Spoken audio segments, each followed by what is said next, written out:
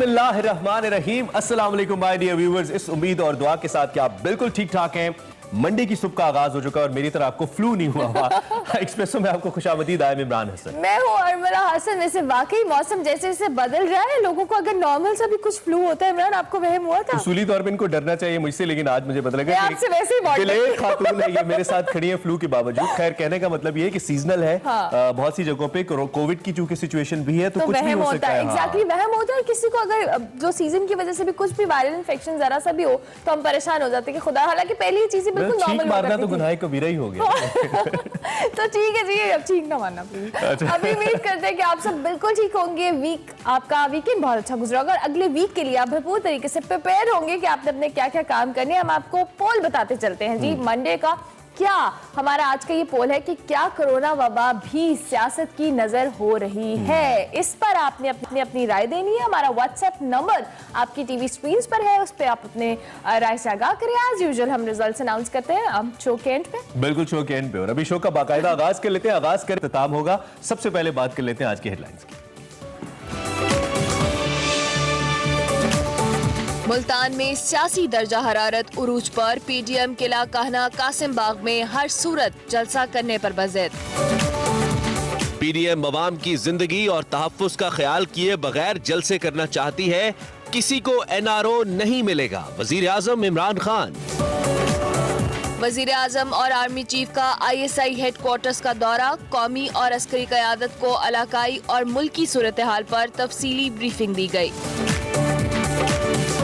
Corona हर गुजरते दिन के साथ बेकाबू, शरह 7% हो गई, मजीद कई जिंदगियों के चिराग गुल। सेगमेंट निकले तेरी तलाश में बात करेंगे मुस्तंसर हुसैन तारड़ से उनके मशहूर नावल राख पर। पाकिस्तान में 35 साल गुजारने के बाद 51 हाथी बाकी जिंदगी कंबोडिया में दूसरे हाथियों के साथ गुजारेगा। और मोमिना मुस्तहसन और बिलाल सईद का गाना बारी 2 रिलीज होते ही मदाहों में बेहद मकबूल। पोल्यूशन नजर आती है 388 388 इज द लेवल जो इंडेक्स है इस वक्त जो रिपोर्ट हो रहा है, जो कि ओवरऑल बहुत ज्यादा है। सफाई रखिए, चीजें जलाइए मत, ज्यादा से ज्यादा गाड़ियों का ख्याल रखिए। अच्छा, वैसे इस अभी जो पोल्यूशन की वजह से भी अगर आप मास्क का इस्तेमाल करेंगे तो इसमें कोई हर्ज नहीं है। कोरोना की वजह से तो करना ही, पोल्यूशन की घर से भी आप कर सकते हैं। तो अब हम बात कर लेते हैं। वैसे तो हमने अच्छे मौसम की बात की। मुल्तान के मौसम। हाँ, मुल्तान का मौसम कुछ सियासी तौर पर भी गर्म है, बड़ी खबर में दिखता है।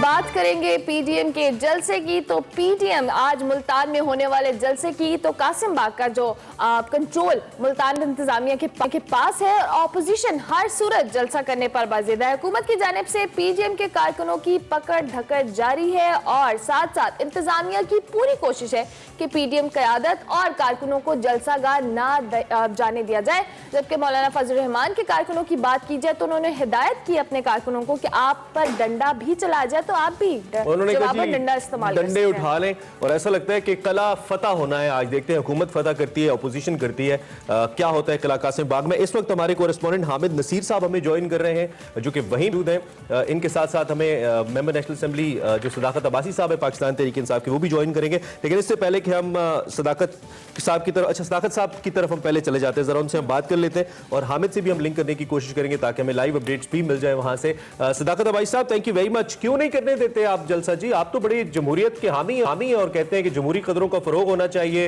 यौम तासीस है एक पार्टी का और बुनियादी हक है उसका कि वो जलसा करे, तो क्यों नहीं करने दे रहे आप सदाकत साहब? सबसे पहले आपको, आप दोनों को और आपके नाज़रीन को सुबह खैर जी। बहुत बिल्कुल हम जमहूरी लोग हैं और इससे पहले भी जलसे हुए, इससे बाद भी होंगे, हम खुद भी जलसे करते रहे। लेकिन ये जो तरीका कार है, जो इस वक्त हालात हैं, जो आपने को पता है, हमें पता है, जो कोरोना की सूरत हाल है, इस वक्त सारी दुनिया जो है वो क्लोज डाउन की, लॉकडाउन की तरफ जा रही है और हमारी दो जमातों की दो जगह पे हुकूमत है जी। एक सिंध में है जहाँ वो कारोबारों को बंद कर रहे हैं कि कोरोना ना फैले, दूसरों की कश्मीर में है जहाँ उन्होंने लॉकडाउन किया हुआ है और जहां तक बाकी चीजों की स्कूल बंद हो गए हैं, शादी हॉल्स को पे पाबंदियां लगी हैं, लिमिटेड क्राउड करना है। अगर आप हजारों का इज्तिमा इकट्ठा करेंगे तो क्या इस कौम के साथ बेहतरी करेंगे? पहले आपने इस कौम को करप्शन का वायरस लगाया, आप इनको कोरोना वायरस लगाने का बायस बनेंगे। तो मेरा ख्याल है कि हमें जलसे जुलूसों से कोई एतराज नहीं है।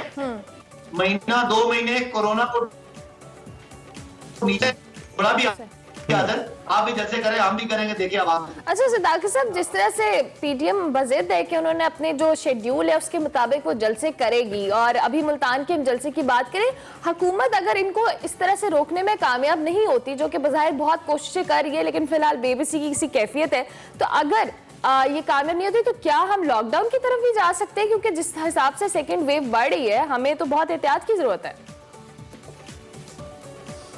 हुकूमत की बेबसी सिर्फ जमहूरी बेबसी होती है। इंतजामिया और आपकी जो रियासत होती है उसके पास बहुत तरीके हैं अपनी रिट को मनवाने के, लेकिन चूंकि जमहूरी बात है तो हम नहीं चाहते कि पॉलिटिकल एक्टिविटी पे कोई पाबंदी लगे, लेकिन हम ये भी नहीं चाहते कि सियासी एक्टिविटी की वजह से हम सब पे पाबंदियां लग जाएं, हम घर से बाहर ना निकल सकें, हमारे कारोबार बंद हो जाएं, हमारे बाजार बंद हो जाएं। तो हम ये भी दोनों चीजों के दरमियान में खेल रहे हैं। इसलिए हमारी ये कोशिश है कि ये बातों से ही मान जाए, लेकिन वो कहते हैं कि फिर अगर बातें ना हो तो फिर लातें चलानी पड़ जाएंगी। वो अल्लाह ना करे कि उधर जाना पड़े। जमहूरियत में लातें ना ही चले तो अच्छा है। जमहूरियत फिर जमहूरियत नहीं रहती, आमरीत टाइप लगती है। खैर, आगे बढ़ते हुए सदाकत अब्बासी साहब, आपका बुनियादी मकसद ये है कि 2 से ज्यादा 4 से ज्यादा लोगों का इज्तिमा ना हो ताकि कोरोना ना फैले। तो ये जो पुलिस पकड़ धकड़ कर रही है, ये जो इतने बड़ी तादाद में लोग हैं, घंटाघर मुल्तान में केक कट रहे हैं, कासिम बाग में रात को केक काटा गया, अब से थोड़ी देर पहले भी, तो इज्तिमा तो ऑलरेडी वहां पे मौजूद है। तो कोरोना से बचने का मकसद तो फौत पहले ही हो रहा है, तो जलसा होने दीजिए ताकि शहर में कम से कम बदअमनी तो ना रहे। क्या कहते हैं इस पे आप? नहीं, देखें, जितना बड़े तादाद में लोग आएंगे, जितनी बड़ी एक्टिविटी होगी, उतना बड़ा खतरा है। पहली बात है, ये भी नहीं होना चाहिए कि जो आप बातें कर रहे हैं, हम सब ने अपनी एक्टिविटीज महदूद करनी है, लेकिन चलें, अगर हम ये नहीं कहते कि बिल्कुल ही को पाबंदी लगाएं, वो भी थोड़ी सख्ती है, जैसे आप खुद ही कह रहे हैं कि जमहूरी नहीं लगता, लेकिन मेरा ख्याल है कि वो रियासत की रेट को चैलेंज करना, लोगों की जिंदगी को खतरे में डालना, खुद अपने घर में उनके जब फंक्शन होते हैं प्राइवेट, तो वहां वो कोविड के टेस्ट मांगते हैं, वो जहां उनकी अपनी हुकूमत है वहां वो पाबंदियां लगाते हैं, लेकिन जहां पे उनकी हुकूमत नहीं है, या जहां पे इस वक्त 17% से ज्यादा कोरोना फैल चुका मुल्तान में और इन्फेक्शन रेट है, 70% तक वेंटिलेटर्स और आपके जो आईसीयू बेड्स हैं वो ऑक्यूपाइड हैं, वहां पे ये एक बहुत बड़ा एक जुल्म है। अच्छा सदाकत साहब, सॉरी आपको मैं इंटरप्ट भी कर रही हूँ। अभी मौलाना फजल रहमान साहब की स्टेटमेंट भी मैं कोट कर रही थी इंट्रो में भी, कि वो कहते हैं कि डंडा अगर चलाएंगे तो हम भी जवाबन डंडे का इस्तेमाल करेंगे। तो ये तो बड़ा एक जारहाना सा रवैया हुआ कि आप एग्जैक्टली आप प्रोवोक कर रहे हैं किसी को कि अगर आपने इस्तेमाल किया तो हम भी करेंगे। देखिए, ये उनकी डेस्परेट सोच की एक अक्कासी करती है। हमने कभी नहीं कहा कि हम जलसों पे पाबंदियां लगा रहे हैं, हमने कभी नहीं कहा कि किसी पॉलिटिकल एक्टिविटी पे, किसी धरने पे पाबंदी है। हमने सिर्फ दरख्वास्त की है कि ये कोरोना की जो स्पाइक आई है, एक पीक आई है, इसको ठंडा होने दे, फिर आप जरूर करें। लेकिन ये जो बातें वो कर रहे हैं, जाहिर है वो डेस्परेट हुए हैं। अच्छा, लेकिन सदाकत भाई, आपका भी तो एक समाव एक प्रॉब्लम है ना। आप जो बातें टीवी पे बैठ के कर रहे हैं, आपके वुज़रा या मुशीरान, आप 4-5 लोगों का बड़े, आप अच्छे पॉलिटिकल लोग हैं, सीजन पॉलिटिशियंस हैं आपके पास, आप खुद भी हैं, बहुत सारे और लोग भी हैं, चले जाते 3-4 लोग उनके पास और रिक्वेस्ट कर लेते कि कौम के वसीतर मफाद में ये ना करें, आपका इमेज भी कौम की नजर में अच्छा होता, और फिर भी ना मानते तो कम से कम एक जमहूरी रवैया तो सामने आता ना। पुलिस ने चढ़ाई की हुई है, आप लोग टीवी पे बयान दे रहे हैं, अवाम अल्टीमेटली सफर कर रही है जी। तो ऐसा नहीं था कि कोई जमहूरी तरीका इख्तियार किया जाता, एक वफ्द चला जाता वहां पे?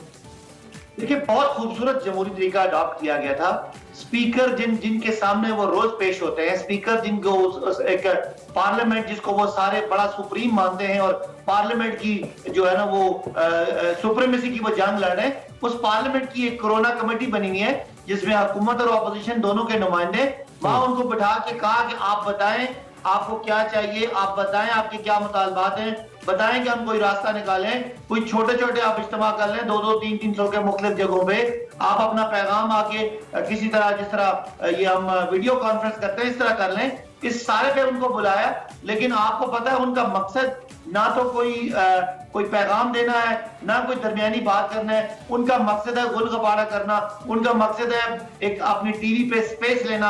अदरवाइज इससे बड़ा कोई फोरम नहीं है। पार्लियामान में उनको बाकायदा इजलास रख के, टाइम रख के उनको दावत दी गई, जिसमें आपको पता है सिवाय एक ANP के बाकी तमाम पॉलिटिकल पार्टीज हैं उसका बॉयकॉट।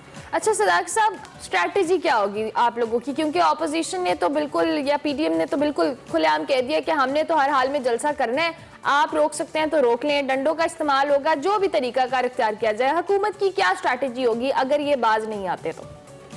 देखिए, हुकूमत जाहिर है हम उन पे खुदा न खास्ता, वो पाकिस्तानी हैं, हमारे लोग हैं, उनका हक है, जमहूरियत में एहतजाज वो कर सकते हैं, हुकूमत के खिलाफ तकरीरें करें, हमें बुरा भला कहें, हमें इन सारी बातों का इदराक है और उसका एहसास है।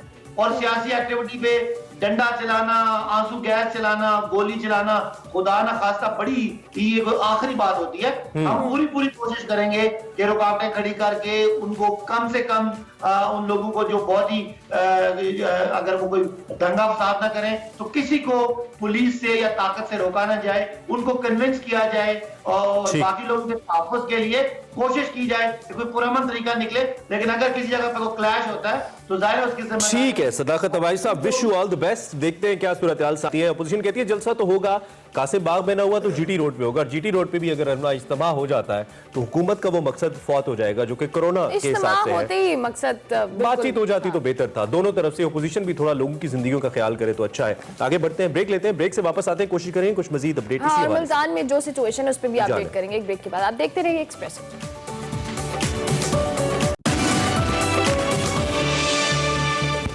Welcome back to Expresso. हम पीटीएम के मुल्तान जलसे की बात कर रहे थे ब्रेक से पहले। अभी हमारे जो रिपोर्टर हैं हामिद नसीर साहब, नुमाइंदा मुल्तान, हमारे साथ मौजूद हैं। उनसे जानते हैं कि क्या सिचुएशन देख रहे हैं, वो कहाँ पर इस वक्त मौजूद हैं। हामिद साहब, अगर आपको मेरी आवाज़ आ रही है तो इस वक्त मुल्तान में आप किस जगह मौजूद हैं, क्या ताज़ा तरीन सूरत हाल है, क्या जलसे के हवाले से तैयारी है? जी बिल्कुल अरमला, इस वक्त मैं घंटाघर चौक के अंदर मौजूद हूँ। यहाँ जो है किला कोना कासिम बाग, सामने मेरे किला कोना कासिम बाग स्टेडियम है, जहाँ जो है पीडीएम रहनुमाओं ने ऐलान किया था कि वो जलसा करेंगे। पहले हम पीडीएम के रहनुमाओं की बात कर लेते हैं कि वो कहाँ कहाँ मौजूद हैं और किस तरह जो है वो जलसा गाह पहुँचने की तैयारी कर रहे हैं। और दूसरी बात सिक्योरिटी की, वो भी मैं आपको बताऊँगा। पंजाब पुलिस और ज़िले इंतजामिया की जानिब से क्या इकदाम किए गए हैं जलसे को रोकने के लिए।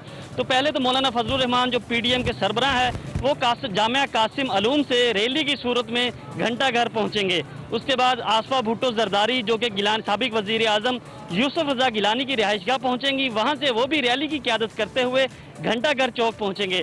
उसके बाद मरियम नवाज की बात की जाए तो मरियम नवाज को लाहौर मोड़ से जो है रैली की सूरत में घंटाघर चौक लाया जाएगा। उसके बाद जो है वो सब जब ये तीनों रैलियां यहाँ इकट्ठी हो जाएंगी तो वो किला कोना कासिम बाग पहुंचेगी, क्योंकि तीनों जो रहनुमाओं ने कल प्रेस कॉन्फ्रेंस की थी, साबिक वजीर आजम यूसुफ रजा गिलानी, मौलाना फजलुर रहमान और राना सनाउल्लाह, तीनों के यही अल्फाज थे कि वो जो मर्जी हो जाए वो जलसा जो है किला कोना कासिम बाग स्टेडियम में करेंगे। मौलाना फजलुर रहमान ने तो वाज़े अपने कारकुनों को कहा था कि अगर आप पर डंडे बरसाए जाते हैं तो आपको भी इजाज़त है, आप डंडे बरसाएं और किला कोना कासिम बाग स्टेडियम पहुँचें। अब बात कर लेते हैं थोड़ी सी सिक्योरिटी की। ज़िला इंतजामिया की जानिब से जो है पूरे जनूबी पंजाब से जो रिजर्व पुलिस की फोर्सेज हैं वो यहाँ मंगवा ली गई हैं। पहले तो किला कोना कासिम बाग स्टेडियम के अतराफ में जो है कंटेनर्स लगाए गए थे, अब जो है उसे पुलिस चौकी में बदल दिया गया। पुलिस की भारी नफरी जो है वो किला कोना कासिम बाग स्टेडियम में पहुंच चुकी है। इस वक्त जो है घंटाघर में मैं मौजूद हूँ। घंटाघर चौक को चारों तरफ से जो है ट्रैक्टर ट्रालियां लगाकर बंद कर दिया गया है। यहाँ किसी किस्म की ट्रैफिक नहीं आ सकती, लेकिन कारकुनों की जो आमद का सिलसिला है वो शुरू हो चुका है। जी अनमला। ठीक है Hamid, thank you very much हमें अपडेट करने के लिए। अपना ख्याल रखिए, अल्लाह करे कि मामला बेहतर तरीके से सुलझ जाए। मुल्तान शहर का बुरा हाल हो रहा है, ऐसा नहीं होना चाहिए। इज्तिमा फिर भी हो रहा है, सवाल ये है, और कोरोना फैल सकता है इससे। खैर, हम कोविड की तो बात करते ही रहते हैं। इस वक्त हम एक और इंतहाई अहम मौजू की बात करते हैं। एक्सप्रेसो के बारे में आप जानते हैं कि we are the flagship show जो कि मुख्तलिफ सोशल रिस्पॉन्सिबिलिटीज खासतौर पर हेल्थ इशूज़ को लेकर चलता है। आज हम इंसदादे पोलियो मुहिम की बात करें जिसका आगाज आज से हो चुका है। बिल्कुल, और पोलियो प्रोग्राम के तहत मुल्क भर में 2 करोड़ से ज्यादा बच्चों को पोलियो से बचाव के कतरे पिलाए जाएंगे। पोलियो वर्कर्स को भी इस बात का मेक श्योर किया जाएगा कि वो तमाम एसओपीज को फॉलो करें, मास्क का इस्तेमाल करें, सैनिटाइजर समेत दी की चीजें जो भी एसओपीज के जुम्मे में आती हैं उनका इस्तेमाल किया जाए। आपने अपनी जिम्मेदारी का मुजाहरा इस तरह से करना है कि आपने अपने बच्चों को पोलियो के कतरे लाजमी पिलाने हैं। रवा बरस में 81 केसेस रिपोर्ट हुए थे और आपने इस हवाले से एहतियात करनी है कि सिर्फ ये जो चंद कतरे हैं इनको पिलाने हवाले से आपके बच्चे जो है कह लें खतरनाक किस्म के वायरस से बच सकते हैं, जो इनके लिए पूरी जिंदगी का एग्जैक्टली मसला बन सकता है। ठीक है, हमें डॉक्टर अशरफ निजामी साहब ज्वाइन करें, सदर हैं पीएमए के, पैपिन को हमारे शोज के अंदर देख चुके हैं और बड़ा मोतबर नाम है मेडिकल हेल्थ को लेकर। इनसे जरा एक तो इसकी सिग्निफिकेंस के बारे में, इस कैंपेन के बारे में पूछते हैं और विद दैट कुछ रिजल्ट्स भी डिस्कस कर लेते हैं। डॉक्टर साहब good morning, thank you very much. Very good. Important campaign है और काफी अरसे से हम एफर्ट तो कर ही रहे हैं उसको लेकर।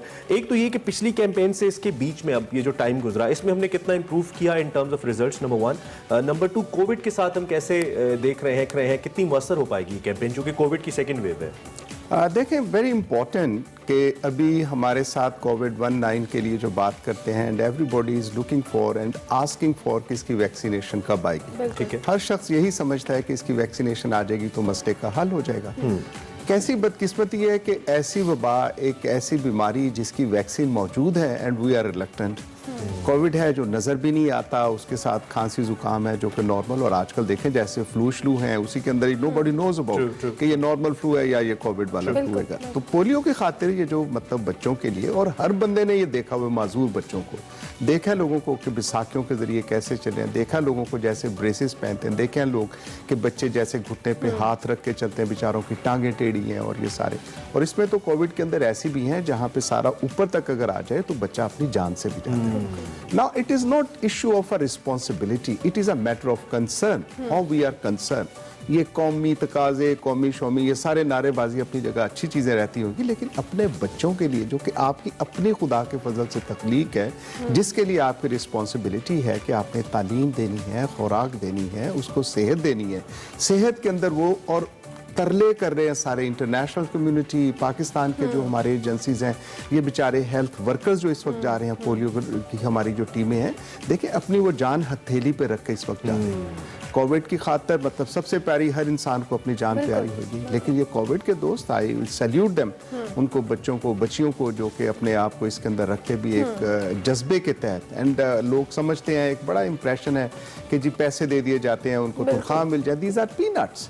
मतलब ऐसे 400-500-200 रुपया मतलब वो क्या मिलता होगा, लेकिन एक अपनी जान के हथेली के ऊपर रख के। जबकि आज हम जैसे आपने बिल्कुल दुरुस्त कहा कि सेकंड वेव है इसकी कोविड-19 की, तो उसके अंदर जाके जिंदगियां एट रिस्क हैं। तो मैं समझता हूं आपके तवज्जो से, आई अप्रिशिएट आपका कि एक्सप्रेस टीवी और आपकी जो जर्नलिस्ट कम्युनिटी है कि now they are talking about कि इसको प्रिवेंटिव डिजीज को हम थोड़े से कंसर्न के साथ उसको प्रिवेंट कर सकते हैं। जिस किसी ने एक बच्चे को देखा ना फैमिली के अंदर कि पोलियो के साथ उनकी कैसी जिंदगी है, मैं छोटा मोटा ऑर्थोपेडिक सर्जन हूँ और इस पोलियो की रिहैबिलिटेशन का भी काम करता हूँ, तो उस रिहैबिलिटेशन के लिए सिर्फ और सिर्फ वो फैमिली जानती है कि ये कितनी बड़ी एग्नी है, कितना ये बड़ा जिंदगी के साथ। सिर्फ और सिर्फ आपके साथ 2 कतरे हैं, 2 कतरे पिलाने हैं। और एक मैं आपके तवज्जो से ये शेयर करना चाहूँगा कम्युनिटी के अंदर, चूँकि बहुत से मिथ्स और ऐसे फॉल्स मिथ बने हुए हैं कि जी ये सारी की सारी अगर बाहर से आती है तो उनको क्या मुसीबत पड़ी हुई है कि हमारे इतने वो खैर सबसे आबादी के लिए इस्तेमाल होता है। ऐसे मतलब ये एक बना हुआ हमारे, उसके लिए मैं बड़ा क्लियरली कहना चाहूंगा कि अगर दुनिया के अंदर एक बच्चा भी पोलियो का है तो ऑल आर एट रिस्क। एक बच्चा भी अगर पोलियो के साथ है तो एट रिस्क। और मैं समझता हूँ कि हम अच्छी कौम है, अच्छे लोग हैं सारे, and how it looks like कि if you are been called as under the same countries, Afghanistan and Pakistan are the countries which are now known for the polio के शेम। ये वाला फैक्टर भी डॉक्टर साहब एडेड है कि हमने इतना करीब जाके हम दोबारा से इस पोलियो का शिकार हुए, हम इस कामयाबी के करीब थे। इस हवाले से मजीद बात करें, डॉक्टर साहब हमारे साथ मौजूद है। हम एक ब्रेक लेनी है, ब्रेक के बाद हाजिर होंगे पोलियो कैंपेन के हवाले से, क्योंकि आज से इस मुहिम का आगाज हो रहा है। हम बात करें एक्सप्रेसो में, मिलते हैं ब्रेक के बाद, आप देखते रहिए Expresso. Welcome back to Expresso. आप इमरान और अरमला के साथ हैं। हम बात करें पोलियो के हवाले से, पोलियो से बचाव की जो मुहिम है उसका आगाज हुआ चाहता है। डॉक्टर अशरफ हमारे साथ मौजूद हैं, उनसे हम बात करें। डॉक्टर साहब, एक तो हम बहुत जिसे कहते हैं ना फर्जी और बने बनाए जुमले कहते हैं, आम आदमी को समझाइए जरा, आम आदमी इसकी जानिब कैसे आए कि अपने बच्चों को पोलियो से बचाए। देखिए, आम आदमी को मैं समझता हूँ कि हम सब समझदार हैं, हम सब लोग अपने बच्चों की अपनी फलाह चाहते हैं, अपनी बहबूद चाहते हैं और सेहत चाहते हैं सबसे ज़्यादा। और उस सेहत की खातिर बिल्कुल वैसी है कि जब बच्चे को बुखार हो तो आप कोई ना कोई दवाई देते हैं।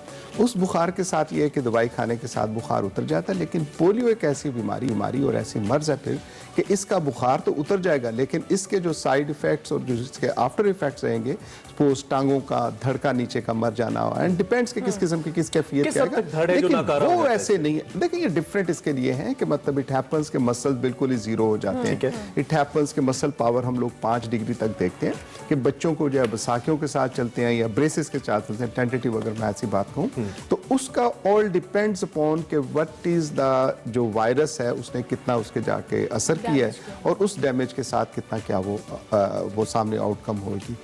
इसके लिए सिर्फ और सिर्फ जो मैं आपके तवज्जुह से एक ही गुजारिश करना चाहूँगा आपके नाज़रीन हज़रात को और कौम को अपील करना चाहूँगा दर्दमंदाना तरीके से कि खुदारा अपने लिए, अपने बच्चों के लिए, बल्कि ये उनके अपने लिए है, क्योंकि उस बच्चे को उठाना इन्होंने नहीं होगा, उठाना इसी बाप ने होगा। पूरी जिंदगी का बोझ बन जाएगा। पूरी जिंदगी का बोझ।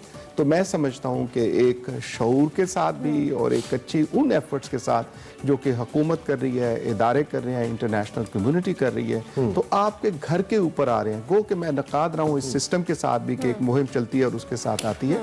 देयर वाज अ टाइम जबकि हमारे साथ स्टैटिक इंस्टीट्यूशंस थे, ये सारे वैक्सीनेशंस के लिए सेंटर्स थे, तो वहाँ पे होना चाहिए। लेकिन फिर भी आज अगर ये मुहिम चल रही है, बहुत से रजाकार आ रहे हैं और रजाकारों के अंदर जो मैं समझता हूँ कि अपनी जान हथेली पे रखे, अगेन आई रिपीट इट, तो वो आ रहे हैं, तो आपके ऊपर फर्ज है कि आप आने वालों के साथ अच्छे तरीके से मिलें।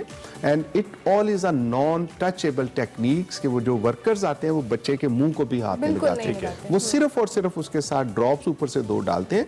बाकी पेरेंट्स को ही कहते हैं कि पेरेंट्स ये हाल चुके बच्चे का कोरोना मुंह के खोले। बच्चे का मुंह खोले और हल्के से 2 कतरे जो पिला दें। तो मैं समझता हूँ कि इसके साथ लोगों से दरख्वास्त ही होगी कि वो इसके ऊपर अमल करें। अब तो अमल आने वाले जो लोग हैं उनके साथ करें। एंड हमारा नेशनल फ्लैग जो है उसको इज्जत के लिए, और ये इज्जत मेरे और आपके हाथ में ही है। अगर हम इसके साथ अमल कर लेंगे तो इंशाल्लाह हमारे मुल्क का नाम भी होगा, डॉक्टर साहब, हमारी कौम एक का और भी नाम सवाल छोटा सा मैं चाहूंगी। कुछ ये भी बातें होती हैं, ये स्पेकुलेशंस हैं कि वैक्सीन पिलाने के बावजूद कुछ बच्चे पोलियो का शिकार होते हैं। इस हवाले से देखें, ये बात दुरुस्त है कि कुछ बच्चों के साथ ऐसा है कि इन्फेक्शन का एलिमेंट आ जाता है, लेकिन अगर उनके साथ हो तो उसका हमला कम होता है। So it is a beneficiary कि जब भी आप बच्चों को पिलाते हैं तो उसके साथ उसके हमला जो है कम हो। ठीक है, ऐसे केसेस हैं। एक्सप्रेस और एक्सप्रेसो के किरदार से किस हद तक मुतमईन है, ओवरऑल मीडिया के किरदार से किस हद तक मुतमईन है जो इस अवेयरनेस के लिए हमने किया है? 20 सेकंड्स। मैं एक तो आपके साथ मुलाकात वैसे it is ever a player के अर्ली मॉर्निंग आने के साथ, और मेरे जैसा बंदा जो जिंदगी सुकून वाली गुजार रहा है। तो बाकी आप लोग एक्सप्रेस बिलखसूस और मीडिया, मैं समझता हूँ कि आज आपने कोविड-19 के हवाले से भी और पोलियो के लिए पर्टिकुलरली, मेरा हमेशा थोड़ा सा गिला रहता था कि आपको खबरों से पहले प्रोग्राम करना चाहिए और उस वक्त तक हमें बात करते रहना चाहिए जब तक हम समझते हैं कि अपने टारगेट्स अचीव नहीं कर लिए। Duty sir, we do it as a duty, और आप जैसे लोगों की आमद पे ज्यादा मुअस्सर हो जाता है। Thank you very much once again, बहुत शुक्रिया आपने हमें ज्वाइन किया। डॉक्टर अशरफ निजामी हमारे साथ मौजूद थे, प्रेसिडेंट पीएमए। उनकी बातें आपने सुनी। पोलियो की वैक्सीन, पोलियो से बचाव की वैक्सीन बच्चों को जरूर पिलाई, उम्र भर की मजदूरी से बचाने के लिए। हमने एक ब्रेक लेनी है और ब्रेक के बाद दोबारा वापस आएंगे। Welcome back to Expresso. इससे पहले कि हम अपने अगले सेगमेंट की जाने बढ़े, आज हमारे बहुत ही रेगुलर गेस्ट तहरीक इंसाफ के रहनुमा वजीर पार्लिमानी अमूर अली मोहम्मद खान साहब की बर्थडे है, तो हम एक्सप्रेस न्यूज और एक्सप्रेसो की तरफ से we wish him a very happy birthday Ali Mohammad Khan Sahab. बहुत लाइवली किस्म की हमारी इंटरेक्शन होती है। Nicest fellow I must say political जो सारी हमारी रिजीम है। So happy birthday once again Ali Mohammad Khan Sahab. आगे बढ़ते हैं, अपना सबसे अहम सेगमेंट, सबसे ज्यादा देखा जाने वाला भी कहूं तो गलत नहीं होगा, निकले तेरी तलाश में।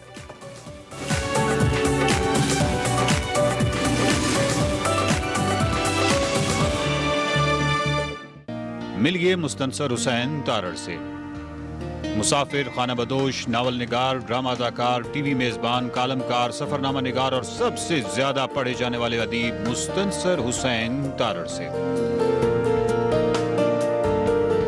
जिनका किरदार समाज में मस्बत तब्दीलियों के हवाले से कई जामियात के हम पल्ला है। इस साहिब हुनर का हुनर याद रहेगा जो हब्स के मौसम में हवा बांट रहा है।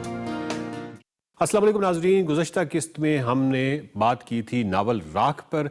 मुस्तनसर हुसैन तारड़ साहब से बहुत सारे सवालात पूछे थे, लेकिन राख नावल जो है उसका जो अदबी कद काठ है वो इतना बड़ा है कि उसको एक किस्त में समेटना मुश्किल था। तो उसी सिलसिले में वो जो सवालात हैं जो रह गए हैं उसको हम उसका सिलसिला जारी रखते हैं। तारड़ साहब, नथिंग डस्ट इनटू डस्ट, खाक दर खाक, और तमाम जंगों का एंड रिजल्ट राख। सर, क्या आप ये यकीन रखते हैं कि इंसान का जो इज्तिमाई शऊर है वो किसी रोज़ तो इस काबिल होगा कि ये जो जंगें हैं और ये जो नफ़रतें हैं ये शायद माजी के तज़किरे रह जाएं? अब जब आप इंसान कहते हैं तो क्या हम सब कॉन्टिनेंट के बाशिंदे भी इसमें शामिल या पूरी कुर्रा अर्ज़ के इंसान है? अगर आप कुर्रा अर्ज़ के हवाले से बात करते हैं, नो डेफिनेटली नॉट, ये कभी ऐसा नहीं होगा, क्योंकि इंसान ओरिजिनली उसके अंदर एक बदी की हिस्स होती है और ठीक है वो मासूम पैदा होता है, लेकिन जो मुआशरा भी है वो असरअंदाज होता है, उसके अलावा भी कोई खसलत होती। और मैं समझता हूँ कि इस्लाम की सबसे बड़ी खूबी हमारे मज़हब की ये है कि इसमें दरगुज़र बहुत रखी गई। दरगुज़र इसीलिए रखी गई है कि जानते हैं कि ये इंसान है, ये बदी पे मायल होगा, अगर होगा तो इसको ज़्यादा सज़ा ना दी जाए। क्यों?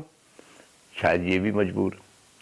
चुनाचे आई डोंट थिंक कि हम उस लेवल पे पहुंचेंगे जहां हम बिल्कुल अमन आश्ती के साथ ज़िंदगी बसर करेंगे। सर, राख में किसी किरदार को मरकजी हैसियत हासिल नहीं है। जिस तरह एक हीरो होता है जिसका कद जो है वो नावल में बाकी किरदारों से बुलंद होता है या बड़ा होता है, इस नावल में जो मुशाहिद किरदार है, गो कि उसका किरदार कदरे बुलंद है, मुनफरिद भी दिखाई देता है, लेकिन बरगीता, मर्दान, शोभा, ये तमाम किरदार भी इतने ही ताकतवर हैं। किसी एक किरदार का बाकी किरदारों से नुमाया न होना, क्या इसको नावल की खामी कहा जा सकता है? मैं समझता हूँ कि उर्दू नावल की खामी ही ये रही है कि उसमें से एक किरदार को बिल्ड किया गया और उसके गिर्द सारा कुछ घूमना शुरू हो गया, क्योंकि ज़िंदगी ऐसी नहीं होती। आप ज़िंदगी का एक चंक लें, इतना एक वक्त का एक कुतरन लें जिसको मैं कहता हूँ, उसमें तमाम किरदार इम्पोर्टेंट होते हैं। एक ज़रा बेहतर शायद होता है, ये थोड़ा सा इम्पोर्टेंट होता है, लेकिन वो डोमिनेट नहीं करता उसको। चुनांचे ये एक इंटेंशनल बात है। बड़ी आसानी से मैं भी राख में किसी एक किरदार के गिर्द पूरा ताना बाना कि हर जगह वो मौजूद है, वो मैं खुद नहीं करना चाहता। दूसरी बात वही कि वो जो ज़िंदगी का चंक जिसको आप बयान कर रहे हैं, एक टाइम फ्रेम जो है, उसमें जितने किरदार हैं वो अहम है। अगर वो अहम ना होते तो मैं उनका तज़किरा ना करता। ये तो नहीं है कि आप अगर ये मोहल्ला डिस्क्राइब कर रहे हैं तो इसमें 150 लोग सब कुछ तो नहीं डिस्क्राइब कर रहे, जो नावल को आगे लेके चलेंगे उनको डिस्क्राइब करेंगे ना।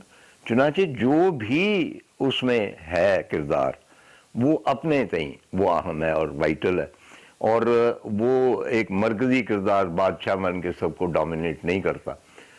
ये मेरे तमाम नावल्स में है। हाँ, बहाव में उन्होंने कहा जी पारोश नहीं, वो एक खातून के, उसको भी मैंने जानबूझ के नहीं किया, वो एमर्ज हुई है। और बाकी उसमें वर्चन और समरो वगैरह भी उतने ही इम्पोर्टेंट है।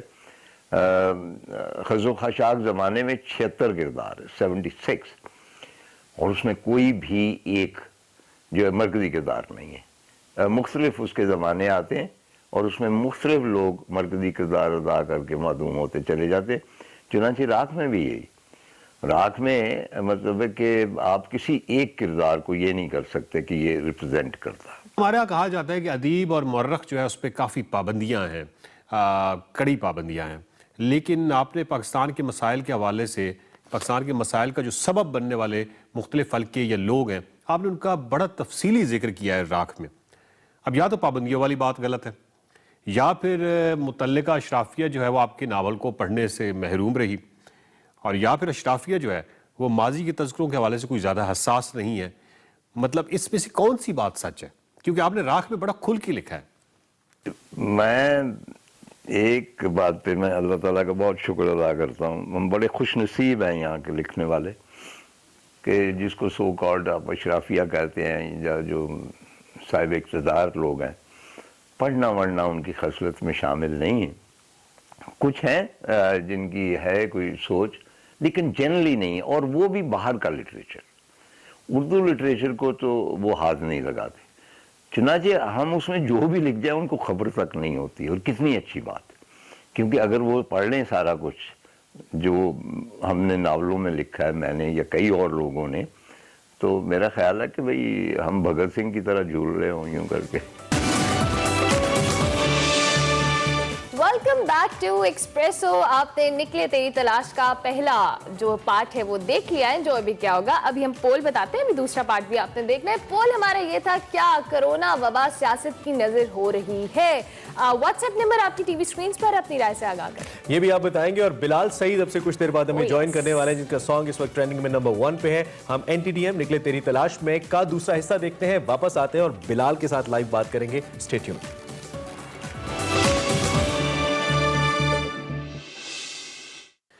सर, एक मिसाल जो है वो तकसीम के हवाले से अदब की आ जाती है। अशफाक साहब का गडरिया ज़हन में आता है। शहाब साहब के हवाले से उन्होंने अफसाना लिखा। मंटो ने बहुत काम किया। राजेंद्र सिंह बेदी हैं, एक तवील फहरिस्त है। अब अदीब ने अपनी जिम्मेदारी पूरी की और अपने उस अहद के वाक़यात को पस मंज़र समेत बड़ा सही सही रिपोर्ट किया, लेकिन उनकी रिपोर्ट्स जो हैं अवाम की फ़िक्र पर असर अंगेज़ नहीं हो सकी, उन्होंने कोई ख़ास असर नहीं डाला। तो क्या ये इसकी वजह यह है कि कारी कम हो गया है, यानी वो अफसाना जो है वो कारी तक या अवाम तक पहुंचा नहीं? नहीं, वो एक डेप्थ में चली जाती है सारी चीज़, क्योंकि मसलन मंटो साहब ने जो लिखा, कृष्ण चंद्र ने, बेदी ने, इन सब लोगों ने पार्टीशन पर लिखा और बहुत इफेक्टिव लिखा, क्योंकि ये मैच्योर थे उस वक्त और वो सारा सफ़र किया उसने।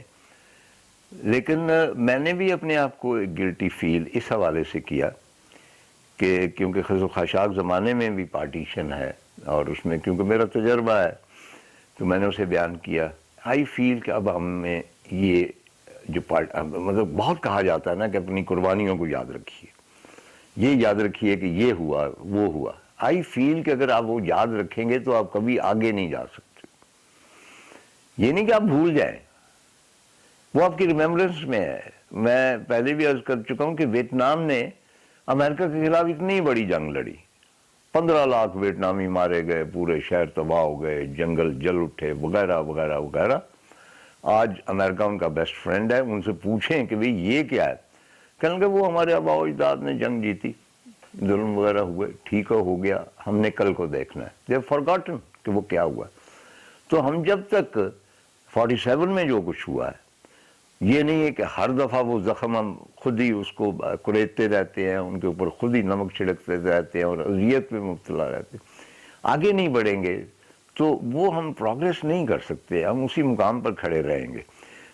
चुनाचे जो 47 का जितना भी लिटरेचर क्रिएट किया गया बहुत बड़ा, क्योंकि हर साने के ऊपर जब लिखा जाता है तो बड़ा अदब क्रिएट होता है।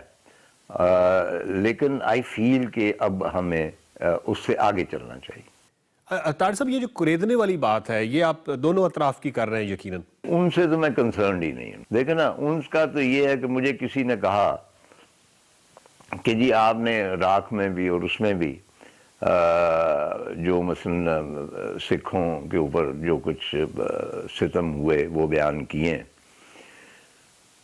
तो वो क्यों नहीं आपने बयान किए जो मशरकी पंजाब में हुए।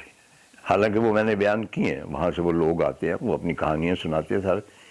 मैंने कहा कि ये मॉरल रिस्पॉन्सिबिलिटी है वहाँ के अदीब की, कि वहाँ जो मुसलमानों पे गुजरी वो हिंदू या सिख अदीब जो है वो नरेट करे, अगर वो कॉन्शियंशियस है, अगर उसका ज़मीर जिंदा है। वो मेरी रिस्पॉन्सिबिलिटी नहीं। अगर वो नहीं बयान करते तो उसके बारे में मैंने अपना फ़र्ज अदा करना। सर, राख को वज़ीर-ए-आज़म अदबी अवार्ड मिला। मेरा पहला सवाल तो यह है कि राख को ये जो वज़ीर-ए-आज़म अदबी अवार्ड मिला ये किस साल में मिला, और दूसरा कि इसके मुकाबले में कौन से नावल थे, यानी किन नावल्स, किस फिक्शन के मुकाबले में राख को नंबर 1 करार दिया गया और उसको वज़ीर-ए-आज़म अदबी अवार्ड दिया गया? मुझे कतई तौर पे अंदाज़ा नहीं कि मुकाबले में फिक्शन का हवाला था नसर। ये मुझे याद है कि भाई जो थे जजेस उसमें यूसुफी साहब थे, शौकत सिद्दीकी थे, डॉक्टर सुहेल अहमद ख़ान थे, और मैंने वो शौकत सिद्दीकी का शुक्रिया अदा किया बाद में अवार्ड के। तो कहने लगे आप मेरा शुक्रिया ना अदा कीजिए, मैंने आपको वोट नहीं दिया था। मैंने कहा जी ये मुझे मिल गया। कहने लगे बाकी जजेस ने। तो मैंने कहा कि आपने किसको वोट दिया था? कहने लगे मैंने याकसराय को वोट दिया था, क्योंकि याकसराय भी इन द रनिंग थी, लेकिन उनका ख्याल था कि नावल ज़रा ज़्यादा मुतबर है, तो इसलिए तो ये उन्होंने लाइट मूड में कहा। लेकिन याकसराय के साथ मेरा अपने साथ ही मेरा कंपटीशन। तार साहब, आपके बेशतर नावलों में तहजीब के ख़त्म हो जाने के हवाले से ही क्यों वाज़े इशारे होते हैं? लेकिन उसमें ओवरऑल ये मैं नहीं कह रहा कि भाई इंसान की जो एग्जिस्टेंस है वो ख़त्म हो रही है। तहजीब हमेशा टेम्परेरी होती है, वो परमानेंट नहीं होती है, उसमें डिक्लाइन आती है। उंदलस में जो तहजीब थी मूर्स की, उसमें डिक्लाइन ऑटोमेटिक थी। मेरे जहन में जो तस्वीर वो बनती है, पुराना जो कुआं चल रहा है उसमें जो कूजे हैं उनमें पानी भर के ऊपर आता है और लबरेज है और शराबूर है, ये तहजीब है। नीचे से मट्टी में से या नीचे से वो आ रही है और वो चश्मे उबल रहे हैं। लेकिन एक ख़ास बुलंदी पर जब वो पहुंचता है, आप गांव के रहने वाले हैं, तो वो उल्टे हो जाते हैं कूजे और पानी गिरना शुरू हो जाता है और वो कूजे खाली हो जाते हैं। ये एक प्रोसेस है नेचुरल वक्त का और मुआशरे का। चुनांचे जितनी भी तहजीबें आती हैं उनमें परमानेंट कोई नहीं आती, उन्होंने डिक्लाइन उनकी होने होती है। वो चाहे मोहनजोदारो की हो, उसके बराबर में हड़प्पा की हो, फिरौनों की तहजीब हो, कोई भी मतलब है कि बेबीलोन हो, हिंदुस्तानी तहजीब हो, ये डिक्लाइन में है ना। इतनी बड़ी तहजीब थी इनके, इन्होंने एंकर वॉट जैसे मंदिर बनाए, सारा कुछ रोमन है, ग्रीक है। तो एन उसी तरह जिस तरह गंधारा है, इतनी बड़ी तहजीब। तो आई फील कि भाई ये भी तहजीब इसने रहना नहीं है। हम वो ठीक है, हम जज्बाती किस्म के नारे लगाते हैं कि ये हमेशा रहेगा, हमेशा कोई चीज़ भी नहीं रहती सिवाय अल्लाह के नाम के। ये मतलब जो डिक्लाइन है वो इनहेरेंट होता है उस तहजीब में कि उसने आना होता है। तो कल ये शहर भी वही मोहनजोदारो ही होंगे, हड़प्पा होंगे। अच्छा सर, एक बड़ा अहम सवाल है, राख के हवाले से बहुत ही अहम सवाल है कि क्या 4 मुर्गाबियों का खुशी से कोई ताल्लुक नहीं, और अगर 5 भी होती तब भी उनका खुशी से कोई ताल्लुक ना होता? अब ये राख में बार बार आया है 4 मुर्गाबियों का खुशी से कोई ताल्लुक नहीं। इसकी जो तशरीह है, क्या हम इसको कारी की जहानत पे छोड़ दें या फिर आप इसकी शरह करना चाहेंगे? ये कोई ऐसे ही पता नहीं क्या फैशन सा बन गया, बहुत सारे लोगों ने इस्तेमाल करना शुरू कर दिया कि 4 मुर्गाबियों का खुशी से कोई ताल्लुक नहीं। वो मैं पहले भी एक्सप्लेन कर चुका हूँ कि इसमें मैंने कोई फलसफा बयान करने की कोशिश नहीं की थी, महज एक फिक्रा था। लेकिन उसके अंदर कोई ऐसी रिदम थी या उसके अंदर कोई ऐसा कोई सहर था जो जिसकी वजह से वो मैंने 4 मुर्गाबियाँ मानी। अब वो ये सवाल पूछता है कि क्या तुम खुश हो? अच्छा, तो वो कहता है कि खुशी का 4 मुर्गाबियों से कोई ताल्लुक नहीं। यानी खुशी एक मुख्तलिफ चीज़ है, इसके साथ कोई ताल्लुक नहीं कि आज आपने 4 मुर्गाबियाँ मारी हैं, 2 मारी हैं, ये 100 मारी हैं। इसके और अवामिल है, मेरा कहने का ये मतलब था। लेकिन वो 4 मुर्गाबियाँ फिक्स हो गई। उसके बाद मुझे भी थोड़ी सी आदत पड़ गई, बाद के 1-2 नावलों में जहाँ भी मुर्गाबी का तज़किरा है वो यकदम 4 मुर्गाबियाँ आ जाती। और वो एक साहब कहते हैं कि मैं तो जहाँ भी मुर्गाबियाँ देखी हैं मुझे 4 ही नज़र आती। तो ये कोई ऐसी भेद भरी बात नहीं है, 4 सूबे हैं, 4 फलां हैं, ये ऐसा मेरी इंटेंशन नहीं है। लेकिन वाकई 4 मुर्गाबियों का खुशी से कोई ताल्लुक नहीं होता। राख, इसी राख से जो बेज़मीर सियासत परवान चढ़ी और जो गिरोह बंदियों की परवरिश होती चली गई, मेरा आपसे सवाल ये है कि क्या आपको यकीन है कि हमारे मुल्क में मट्टी को समझने वाला, मट्टी से जन्म लेने वाला जो ओरिजिनल एक लीडर है, मट्टी के अंदर से आने वाला, क्या वो आ सकता है? जबकि हम देखते हैं कि ऊपर आने का रास्ता किसी भी ऐसे फर्द के लिए बहुत मुश्किल है। बड़ी लीडरशिप जो है उस किस्म की जिस किस्म की आप फरमा रहे हैं, कायद आज़म वारिद हुए पूरे सब कॉन्टिनेंट के हिसाब से। लेकिन जो आपने डेफिनेशन दी है उस मट्टी से पैदा होने वाला और उस तरह, वो नहीं, इसमें पॉसिबिलिटीज़ नहीं है। जहाँ भी इस नौईयत के लीडर आते हैं वहाँ पे आसार होते हैं उनके आने के, और वो एक मतलब है कि लोगों में, लिटरेचर में वो एक ख़ास कुव्वत होती है, एक चिंगारी होती है जो जाहिर करती है कि पॉसिबिलिटी है। हमारे यहाँ ड्यू अपॉलॉजीज, कोई ऐसी पॉसिबिलिटी नहीं है। मतलब क्यूबा का मैं हवाला दूंगा। क्यूबा छोटा सा आइलैंड, हमेशा से स्ट्रगल करता आया है। ये नहीं कि आज अमेरिका के खिलाफ खड़ा हुआ, किसी फॉरेन डोमिनेशन को स्पानियों ने आबाद किया, स्पानियों के खिलाफ जंगें लड़ी। और उनका जो नेशनल पोइट था होसे मार्टी, वो सिर्फ शायरी नहीं उसने की, उसने जंगों में भी लड़ा और मारा गया जंग में। कास्ट्रो उसकी किताबें पढ़ता था। अब वहाँ पे जो एवरेज लोग हैं उनमें वो चिंगारी थी, मैं आई कुड फील दैट, अब भी है। तो तब वहाँ पे कास्ट्रो और चे गुवेरा कामयाब हुए। लेकिन हमारे यहाँ जो भी मैं देखता हूँ, हमें मतलब मुख्तलिफ नौइयतों की चिंगारियाँ मिलती हैं, लेकिन को फ्यूचर बेहतर करने के लिए, एक ईमानदार मुआशरा कायम करने के लिए, एक इंसाफ रस मुआशरा कायम करने के लिए, एक ऐसा मुआशरा जिसमें नदियाँ जो है वो दूध से भरी हों और बच्चे भूखे ना रहे, आई डाउट इट।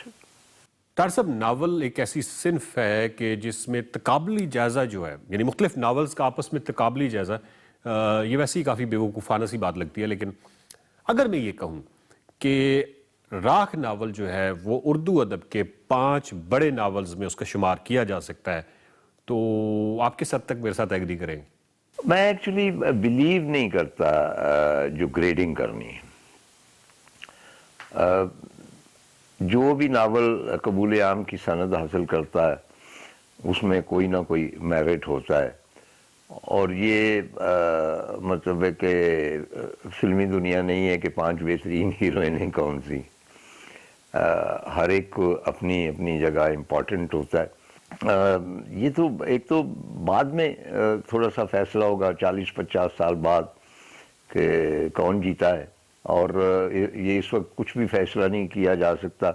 ये है कि जब राख आया तो बहुत सारे लोगों ने इसको, हमारे यहाँ बड़ी एक बहुत ही बिदत है कि अगर कोई काबिल जिक्र नावल शाया होता है तो फौरी तौर पे उसका मुआवजना जो है आग का दरिया के साथ किया जाता है।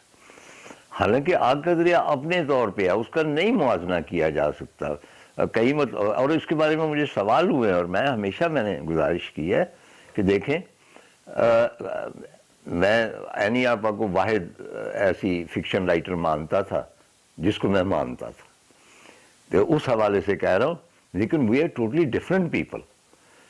उनका कल्चर मुख्तलिफ है, उनकी एजुकेशन मुख्तलिफ है, उनका माइंड सेट मुख्तलिफ है, उनकी फसलें मुख्तलिफ है, उनका जो है ये जो हिस्से मिज़ाह है मुख्तलिफ है, मुतालिया मुख्तलिफ है, उनकी लैंडस्केप और खुशबुएँ मुख्तलिफ है, उनके रसूम और रवाज मुख्तलिफ।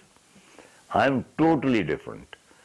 चुनाचे वो अपने हिसाब से उन्होंने लिखा और मेरे किरदार जो है वो अपने हिसाब से अपनी सरजमीन पर ज़िंदगी गुजारते। तो इसलिए मैं उस कैटेगराइजेशन जो है नावल्स की उसको मैं एक्सेप्ट नहीं करता। मैं समझता हूँ कि जो भी नावल लिखा जाता है और एक ख़ास हद तक कबूल आम की सनद हासिल करता है, उसको काबिल ज़िक्र कह लें या बड़ा नावल कह लें। 3 मिनट में मोमिना का दिल तोड़ा, फिर जोड़ा और साथ साथ 1.6 मिलियन लोगों को दिखा भी दिया। गाना कर कैसे लेते हैं आप? इतने मैजिकल लिरिक्स बिलाल, इतने जबरदस्त लिरिक्स, और फिर बहुत से लोग कह रहे हैं कि इतना इंटेलिजेंट म्यूजिशियन के 2 गानों को ऐसे शायद पहले कभी लिंक किया नहीं गया। कैसे कर लिया आपने? थोड़ा सा चैलेंजिंग बिल्कुल था, मैं डिनाई नहीं करूंगा। हम डर रहे थे जब मैंने मोमिना के साथ आइडिया शेयर किया कि हम बारी 2 पे जाते हैं, तो वो भी थोड़ा हेसिटेंट थी कि यार एक क्योंकि इतना एक प्रेशर बहुत था ना। बारी 1 डिड रियली वेल, लेकिन फिर ये फैसला आसान इस तरह से हुआ क्योंकि जब मैंने लिखा बारी 2 तो वो इतना उसके लिरिक्स इतने इम्पैक्टफुल थे, और वो जो स्टोरी थी, कहानी एक्चुअली जो है वो इस पूरी जो प्रोजेक्ट बारी है इसका एसेंस है। म्यूजिक उसको सिर्फ एक्सप्रेस कर रहा है और उसको ज्यादा अच्छे तरीके से एलैबोरेट कर रहा है। तो मेरा जो बारी 2 के साथ जो कॉन्सेप्ट था वो ये था कि मैं इस कहानी को बताऊं। तो if you see in the video visually it looks like a film कि आपने कहाँ से कहानी शुरू हुई और कहाँ तक गई। और फिर आपको पता जब कहानी एक होती है तो उसमें दिल टूटते भी हैं, दिल जुड़ते भी हैं। सर अच्छा बिलाल, क्योंकि फर्स्ट जो बारी 1 था, बेसिकली हम उसको बारी सॉन्ग को कहेंगे, that was super duper hit, उसको भी बहुत ज्यादा अप्रिशिएट किया गया और उसकी कॉम्पोजिशन से लेकर everything, execution, that was perfect. Obviously जब दूसरा आप एक सीक्वल बनाने का सोचते हैं तो बहुत सारे कंसर्न्स होते हैं, क्या हम उसको जस्टिफाई कर पाएंगे, हम उसके साथ इंसाफ कर पाएंगे, तो वो पहले गाने की जो रेपिटेशन होती है वो भी थोड़ी रिस्क पे होती है। सो हाउ वाज दैट, आपने इसको किस तरह से मैनेज किया?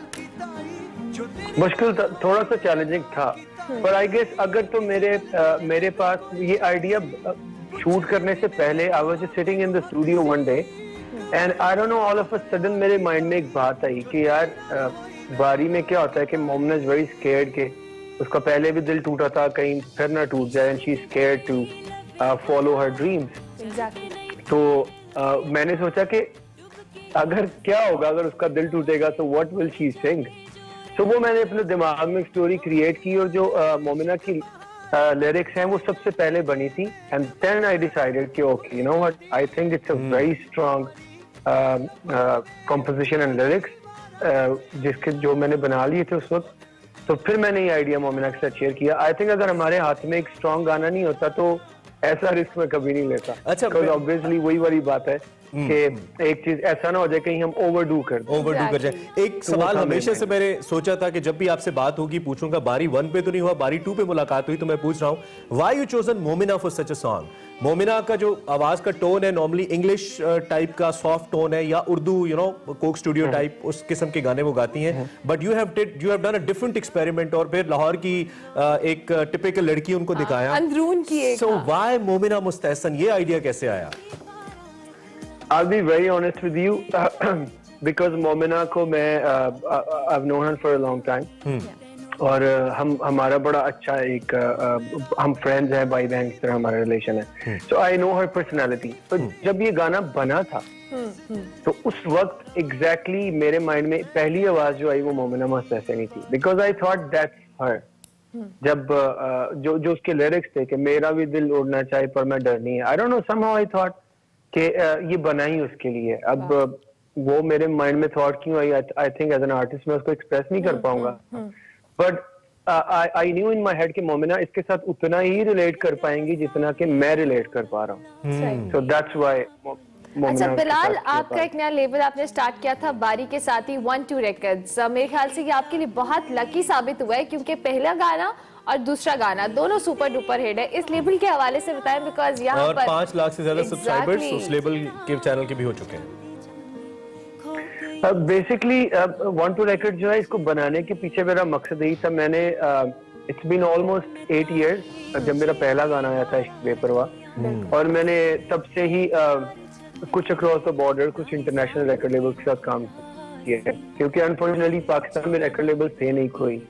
तो फिर मैं हमेशा से ही चाहता था कि यार यहाँ पे हमारे पास क्यों कोई ऐसा प्लेटफॉर्म नहीं है कि जहाँ पे हम वो जो हमें रीचेबल हो, वो लोग जिनके साथ हम काम कर रहे हैं, तो हम यहाँ का जो म्यूजिक है उसको उस तरह से प्रमोट कर सके। जैसे आप देखें कि 1-2 रिकॉर्ड्स के साथ मेरे जो म्यूजिकल जर्नी है उसको भी एक नया टर्न मिला, and I could explore more कि पाकिस्तान कि जो हमारा कल्चर है, जो हमारा म्यूजिक है, इसको कैसे दिखाया जाए कि जो काफी टाइम से हम सही तरह से दिखा नहीं पा रहे हैं। क्योंकि मैं खुद भी बहुत ज्यादा मेन स्ट्रीम पॉप म्यूजिक करता हूँ, इंटरनेशनल पॉप, पंजाबी, R&B, लेकिन मैं भी फिर आहिस्ता आहिस्ता अपने डिफरेंट जॉनर्स के साथ एक्सपेरिमेंट। बिलाल आप हमारे साथ ही हैं, हमने एक ब्रेक पे जाना है। बिलाल वापस जब आएंगे हम तो हमारा व्हाट्सएप इस वक्त लिटरली इट्स ब्लोइंग, लोग इतने मैसेज कर रहे थे, क्वेश्चन भेज रहे हैं, इनके टॉप ट्रेंड की तरह हमारा व्हाट्सएप भी ट्रेंड कर रहा है। हमें एक ब्रेक लेनी है, ब्रेक के बाद हाजिर होंगे बिलाल से और भी डिस्कशन करेंगे। आप देखते रहिए एक्सप्रेसो।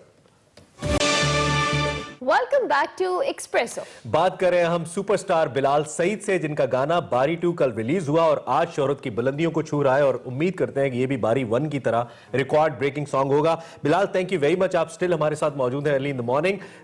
एक्सप्रेसो के प्लेटफॉर्म से we are setting new trends to have people like you जो हमें मौका दे रहे हैं कि हम आपका शुक्रिया अदा भी करें, लोग देखें। क्या कहना चाहेंगे अपने फैंस को भी और हमारे व्यूवर्स को भी? मैं यही कहना चाहूंगा कि सबसे पहले तो जितने भी ऐसे प्लेटफॉर्म्स हैं जो लोगों को कनेक्ट कर रहे हैं एक दूसरे के साथ, इस जो एक कोविड की सिचुएशन बनी हुई है, I think it's a great initiative. और जितने भी इस तरह के प्रोग्राम हैं जो लोगों को थोड़ा सा भी एक ब्रेक मिल जाए इस सारी टेंशन से, और वो जरा रिफ्रेश हो जाएं। और थ्रू म्यूजिक आउट से मेरी हमेशा यही कोशिश रही है कि हम किस तरीके से लोगों को पास लेके आए, उनको ये बताएं कि हम बिल्कुल आपकी तरह ही फील करते हैं, उनके इमोशंस को एक्सप्रेस करें ताकि हम इमोशनली उनके साथ कनेक्ट रिलेट कर सकें। बिलाल, विदाउट एनी डिले आप आए, आपको बगैर गाना गाए तो हम नहीं जाने देंगे ना, ऐसे नहीं होता। आपने फौरन से हमें कुछ अच्छा सा, ये बल्कि बारी 2 सुनाना है आपने, बिल्कुल आपसे हम ये सुनेंगे, गाना थोड़ा सा गुनगुना दें सुबह सुबह। अच्छा, यानी सुबह सुबह मेरी रियाजत जो है वो आज आप थोड़ी सी हमारे साथ। ठीक है।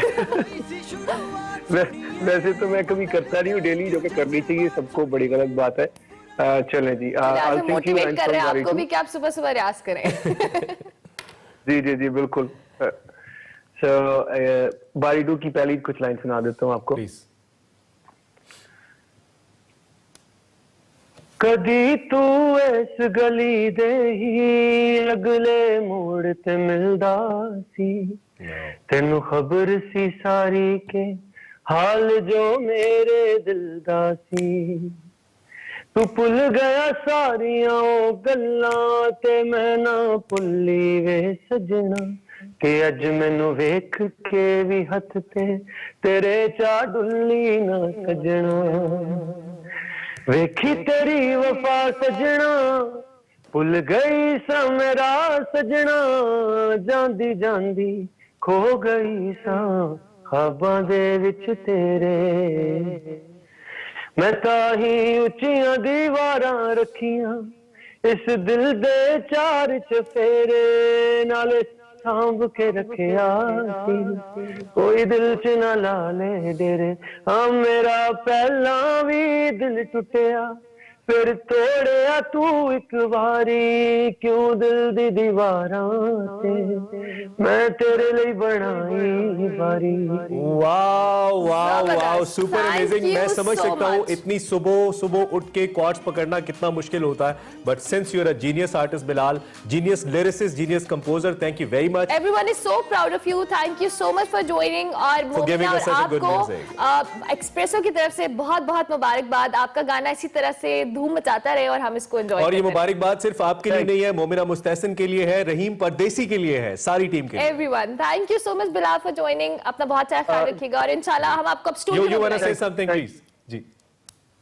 Thank you so much. I was just about to say कि ये मुबारकबाद आई गेस हमें सबसे पहले पाकिस्तान की उस ऑडियंस को देनी चाहिए जो कि बेकरार थी एक ऐसे कंटेंट के लिए कि जो पाकिस्तान को रिप्रेजेंट करे। ये हमारा म्यूजिक है एंड आई थिंक हम सबको मिलके अपनी म्यूजिक इंडस्ट्री जो है इसको ऑन करना चाहिए ताकि हम बाकी दुनिया की तरह ये भी ग्रो करे और हमारा जो कल्चर है। Bilal, thank you very much, it's an honour to have you, one of the musicians जो मुश्किल टाइम के अंदर भी पाकिस्तान म्यूजिक देते रहे हैं जब हमारी इंडस्ट्री जवाल का शिकार थी। Thank you very much and good luck for बारी 2, और ज्यादा व्यूज आए, 100 मिलियन क्रॉस करे, wish you all the best. I hope you enjoyed Bilal सही। इस अच्छे से गाने के बाद एक ब्रेक तो बनता है, ब्रेक के बाद हाजिर होंगे, आप देखते रहिए एक्सप्रेस।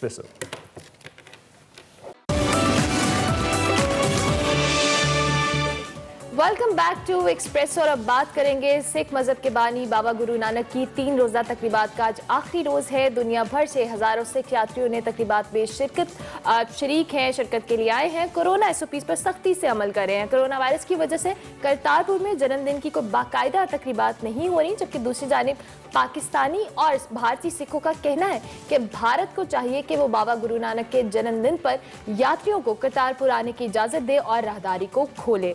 तो इस हवाले से हमने आपको अपडेट किया कि आज 551वां जो उसका उनका जन्मदिन है बाबा गुरु नानक का, उस हवाले से हमने बहुत बड़ी शख्सियत है, उनकी तालीमात बहुत ज़बरदस्त है। तमाम सिख कम्युनिटी को हमारी तरफ से ढेर सारी मुबारकबाद, बधाइयाँ कहना चाहिए। आगे बढ़ते हैं और बात करते हैं पंजाबी की एक और बहुत बड़ी शख्सियत की, दिलदार परवेज भट्टी साहब। आपको मालूम है बहुत बड़े पागड़े पाकिस्तान के एंकर, होस्ट, मेज़बान। अपने सफ़र का आगाज़ रेडियो पाकिस्तान से किया। बैक वक्त उर्दू, अंग्रेज़ी, पंजाबी तीनों ज़बानों पर उबूर रखते थे। और टीवी शोज़ की हम अगर बात करें तो 1987 में मेला के नाम से PTV पर उन्होंने एक शो शुरू किया जो कि कामयाबियों की बुलंदियों को छूने लगा। तो 1990 में उसका नाम पजनद रख दिया गया, जो कि पंजाबी को रिप्रेजेंट करता था, 5 दरियाओं को रिप्रेजेंट करता था। इंतहाई हाजिर जवाब, खुश मिजाज और हर दिल अजीज शख्सियत के मालिक थे दिलदार परवेज भट्टी। शौकत खानम अस्पताल के लिए चैरिटी शो करने के लिए अमेरिका गए थे, न्यूयॉर्क में। 1994 अक्टूबर 30 को अचानक दिमाग के शरेयान फटने से जाने फानी से कूच कर गए और बहुत बड़ा सदमा सदमा पूरे पाकिस्तान को उनकी मौत की सूरत में हुआ था। लेकिन आज अगर दिलदार परवेज भट्टी फिजिकली हमारे थे तो 72 साल के होते, उनका फन तो हमारे बीच मौजूद है। अच्छा चिप चुके हम शो के इख्तिताम की जाने बढ़े, अब हम आपको पोल के रिजल्ट्स बता देते हैं। हमने अनाउंस किया था क्या कोरोना वबा सियासत की नज़र हो रही है। व्हाट्सएप पे हमारी स्क्रीन पर ये कंपाइल्ड रिजल्ट्स आ चुके हैं। 69% लोग कहते हैं हाँ ये सियासत की नज़र हो रही है, जबकि 28% कहते हैं नहीं, 3% कहते हैं पता नहीं। आप क्या कहती हैं? मैं वैसे कहती हूँ कि मिला जुला ही है कुछ मामला। अच्छा, ये पति मैं हमेशा उसी कैटेगरी में। खैर इससे पहले कि हम शो क्लोज करें, आज एक और पॉलिटिकली बड़ा दिन है आसिफा भुट्टो जरदारी के लिए, because she is going to be the part of this whole political procedure. Practically जाके स्पीच करेंगी। बिलावल साहब जो कि क्वारंटीन में हैं, उनको कोविड हो गया हुआ है, लेकिन आज आसिफा भुट्टो जरदारी खबरें ही आ रही हैं कि वो पहुंच चुकी हैं मुल्तान और इस जलसे में शरीक होंगी। लेकिन जलसा कहां होता है that is still a question. देखना पड़ेगा क्या अपोजिशन किला कासिम बाग को फतह करेगी या फिर हुकूमत बजाएगी। लेकिन प्लीज अगर जलसे में भी जा रहे हैं, कुछ भी कर रहे हैं, एसओपीज बहुत जरूरी है फॉलो करना, और आम रूटीन में भी एसओपीज फॉलो करना बहुत जरूरी है। हमें इजाजत दीजिए, आपसे हमारी मुलाकात होगी कल। मंडे था, अभी पार्टी शुरू हुई है, वीक शुरू है, पूरा हफ्ता आपको हमारे साथ रहने वाला है। फीडबैक लाजमी देना है। कल तक के लिए हमारी तरफ से अल्लाह ने के बारों में।